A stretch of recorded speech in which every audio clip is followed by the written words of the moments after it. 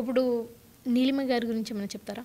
నీలిమ నాకు మంచి చెల్లి, చెల్లి. మంచి ఆర్టిస్ట్. తను కష్టపడి వచ్చిన ఆర్టిస్ట్. 3 ఇయర్స్లోనే మంచి పేరు సంపాదించిన ఆర్టిస్ట్ అమ్మాయి.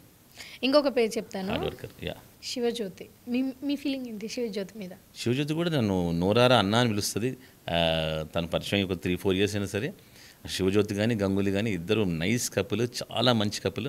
ఒకరినొకళ్ళు బాగా ప్రేమించుకుంటారు. ప్లస్ అందరితో కూడా శివజ్యోతి ఓపెన్గా హార్ట్ఫుల్గా మాట్లాడుతుంది అనమాట.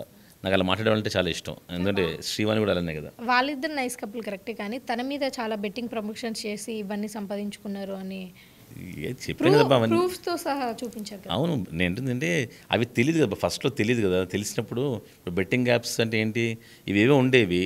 యూట్యూబ్లో వాళ్ళు ఎవరైతే ఛానల్ హెడ్స్ ఉంటారో వాళ్ళు ఇస్తారు, మాకు ఇంత కమిషన్, మీకు ఇంత కమిషన్, ఇది జస్ట్ ఏం లేదండి అని చెప్తారు. ఓహో దీనివల్ల బయట ఫైనాన్స్ ఉందని చెప్పి ఆపేశారు, తీసేశారు అంతే.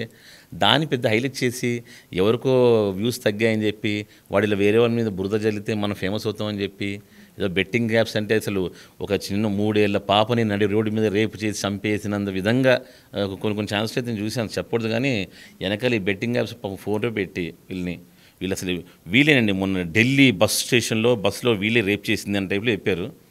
నేను వాళ్ళు బెట్టింగ్ యాప్స్ ఇంటింటికి వెళ్ళి మీరు బెట్లాడండి అని చెప్పి ఏం చెప్పలేదు కదా. గురించి మాట్లాడుతున్నారా? నేను ఎవరి గురించి పాయింట్అవుట్ చేయట్లేదు. అంటే నేను నా కళ్ళతో చూసి చెప్తున్నాను అనమాట. నేను ఏంటంటే చాలామంది మా టీవీ ఆర్టిస్టులు ఉన్నారు కాబట్టి, నేను ఎందుకు ఫీల్ అయ్యానంటే అంత పెద్ద నేరం అయితే చేయలేదు. అట్ ద సేమ్ టైం దాన్ని చాలా చిన్న కోణంలో చూస్తే కరోనా టైము, డబ్బులు సంపాదించుకున్న టైము, ఒకరు వచ్చి ఇలా 1x బెట్ ఉందండి, లేకపోతే ఇంకేదో బెట్టింగ్ అవి చాలా ఉండేవి, బినోమో ఇవి, దానికి కాజల్ అగర్వాల్, సునీల్ శెట్టి వీళ్ళందరూ బ్రాండ్ అంబాసిడర్స్ అని చెప్పి ఏదో చెప్తే ఆ స్క్రిప్ట్ చెప్పేసాం, మాకు 50,000 1,00,000 ఇస్తారు, హ్యాపీ. అది 6 నెలల తర్వాత అసలు ఏంటి అది బెట్టింగ్ యాప్, దానివల్ల నాశనం అయిపోతారని మాకు తెలిసిన రోజున డెఫినెట్గా అందరూ తీసేశారు, అందరూ ఆపేశారు, అందరం డిలీట్ చేసాం. అవును, ఈ మధ్య కాలంలో అయితే అసలు బెట్టింగ్ యాప్సే లేవు కదా, అసలు చేయట్లేదు కదా.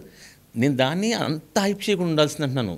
కొన్ని ఛాన్సెస్ చూశాను అనమాట. యాంకర్స్ వెనకాల టీవీలో వేసి వీళ్ళ ఫోటోలు, వీళ్ళు అసలు చాలా ఘోరాలు చేశారు, వీళ్ళు నరికేయాలని టైప్లో చెప్పారు. నాకు ఆశ్చర్యం వేస్తుంది అనమాట.